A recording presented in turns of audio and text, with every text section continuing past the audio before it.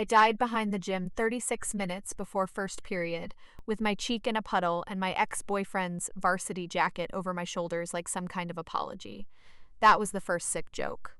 The second was that when I opened my eyes again, I was lying on a stainless steel table in the county morgue, and every lie in the world had started making noise. Not metaphorical noise, actual noise. A thin electric whine, sharp as feedback every time somebody lied within earshot. The night nurse walked in, saw me sit up under the sheet, and dropped her clipboard. "Oh my God," the whine screamed. She wasn't shocked that I was alive. She was shocked that I was awake before the paperwork cleared. That was how I learned the rules. Truth stayed quiet. Lies shrieked. By the time I stole a hoodie from Lost and Found, snuck out the side door, and made it back to St. Gabriel's Prep just after sunrise, my head still hurt, my scrubs still smelled like bleach, and my phone was still missing. That was the real reason I had died. Not because of the fall, not because of the cold. Because my phone had evidence on it, and 3 people at my school wanted it more than they wanted me breathing. St. Gabriel's was the kind of Connecticut private school that charged more than some colleges and still made girls wear chapel shoes. Old brick buildings, lacrosse boys with trust funds, girls named Sloan and Poppy and Blythe, pretending cocaine was a personality trait. The school sold itself as rigorous, traditional, and values-driven, which was funny, because by senior year everybody knew the real curriculum. Lie well. Date up.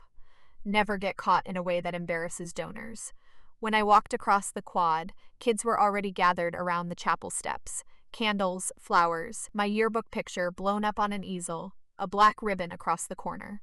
Someone had started a memorial before my body had even finished cooling. I stopped so hard I almost laughed. There I was in glossy print. Neat hair, polite smile, Alina Park, Yale-bound, debate captain, beloved daughter and friend. Yale-bound.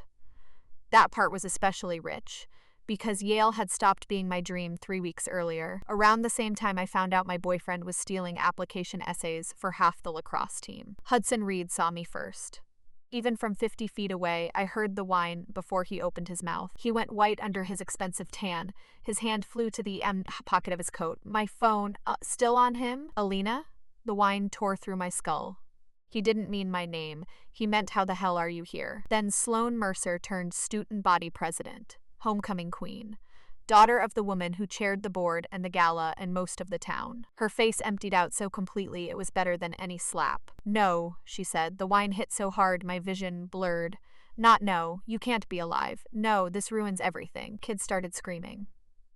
One sophomore dropped her candle and set the hem of her own skirt on fire. Brother Thomas ran out of the chapel with all the urgency of a man who had never expected resurrection to interrupt his schedule. And standing 2 rows behind Hudson, hands clasped so tight, her knuckles were white, was my best friend, Brooke. She looked like she might faint. I stared at her, she whispered. "I thought they were just going to scare you." The whine came, ragged and high. Not because the whole sentence was false, because it wasn't the whole truth. That was worse. The police report said I had fallen drunk behind the gym after a senior sunrise prank. Cute. What actually happened was this.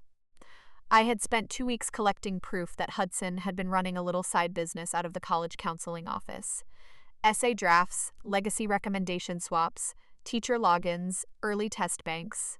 All moved through a group chat with Sloan and 2 other seniors who thought fraud became networking if you wore pearls while doing it. I screenshotted everything. I backed it up. I told no one except Brooke.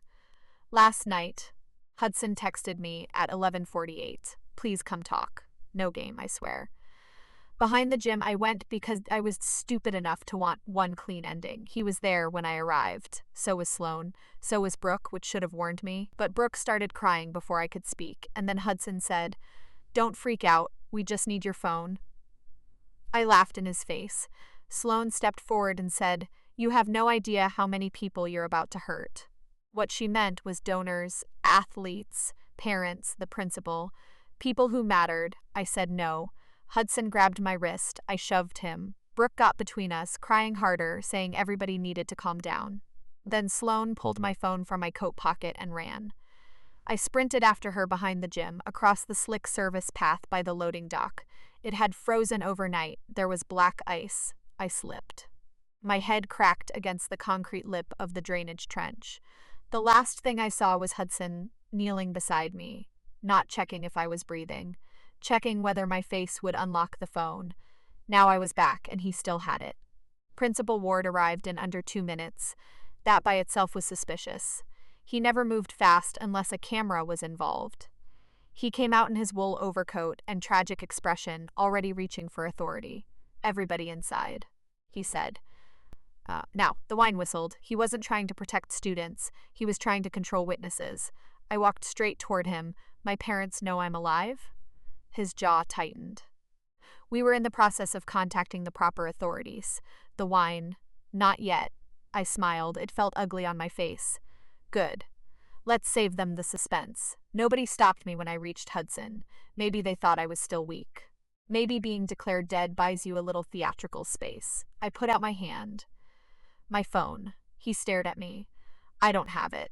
The whine screamed so loud, several students actually clapped their hands over their ears, which told me I wasn't the only one hearing at least some of it now. Interesting. Maybe the power bled when the lie was bad enough. I took one more step. "Try again," Sloan cut in.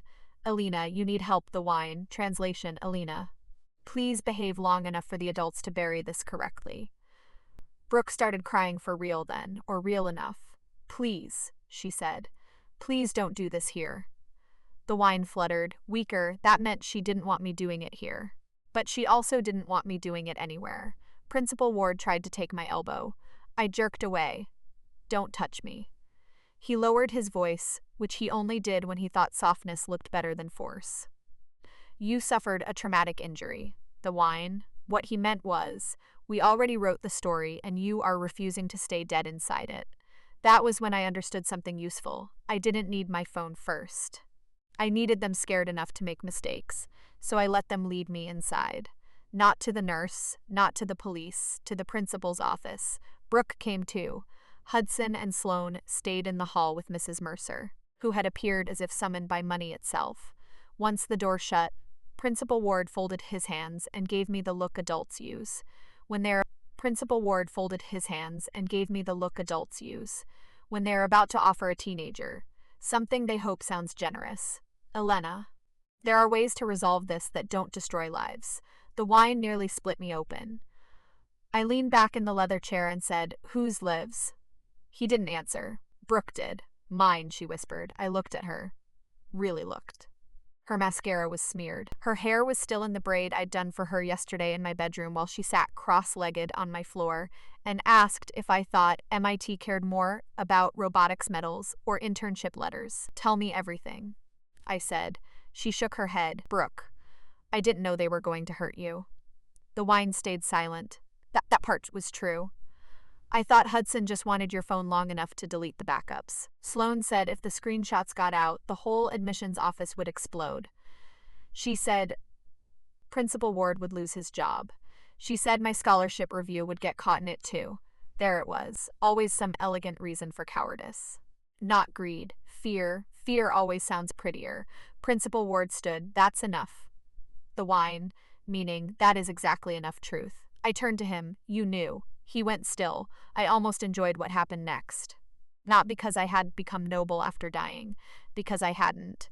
I still knew every password in the school AV system. Debate team had privileges. Kids like Hudson never noticed because girls like me were supposed to be useful, not dangerous. While Ward was focused on Brooke, and Brooke was focused on crying, I reached under his desk, found the hardwired presentation panel, and hit the building share shortcut. Every screen in St. Gabriel's lit up. Classrooms, hallways, chapel, cafeteria, the giant monitor outside admissions. I didn't need my phone for this part. I had set the evidence to cloud forward if I didn't cancel it by 8 a.m. I had made that little dead man switch after catching Hudson the first time.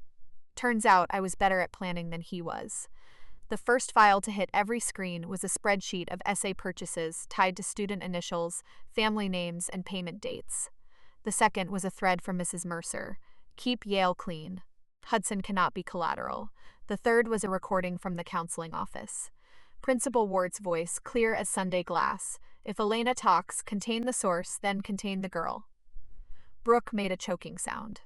Ward lunged for the panel. Too late. Outside the office, the hallway erupted. Doors opened. Students shouted. Someone yelled, "Holy shit." Then came the final file, video from the security camera behind the gym. Not great quality. Good enough. Sloan grabbing my phone. Hudson reaching for me. Brooke stepping between us. Me falling. And Hudson kneeling over my body, pressing my thumb to the phone screen while Sloan kept lookout. When the office door burst open, Mrs. Mercer was the first one through. Not Hudson, not Sloan. Her because rich mothers always arrive before consequences do. "What have you done?" she snapped. The whine sang, "Not horror, damage control." I stood up. My head throbbed. My knees shook, and blood from my hair had dried stiff against my collar, but I had never felt steadier. "What you should have done yesterday," I said. Told the truth before somebody had to die for it. Hudson came in then, face wrecked, coat half open. My phone was in his hand.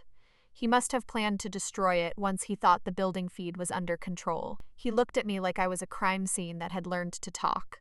I was trying to protect us. The whine was so violent that the glass paperweight on Ward's desk cracked down the middle. No one spoke for a second. Even Ward looked scared now. Good. Some lies deserve sound effects. I crossed the room and took my phone out of Hudson's hand. He didn't stop me. Sloan did. Of course she did. She stepped in front of the door, chin up, voice shaking only at the edges. "You think this makes you the hero?" That one barely whined. Interesting. She mostly meant it. I said no. "I think it makes me alive." Her lip curled. "You were always going to burn this place down. Then maybe it shouldn't have been built out of fraud." For the first time all morning, nobody had a response fast enough to save face. That was the beautiful moment. Not the files, not the panic, the silence after. The silence when a whole room full of rich kids and polished adults realized the scholarship girl they had tried to humiliate, then bury, then blame had come back meaner than any of them expected. Police came after that. Real police. Not school-shaped ones. My mother arrived 11 minutes later and slapped Hudson so hard his head turned. I will treasure that forever. By noon, Ward was on administrative leave. Mrs. Mercer had a lawyer.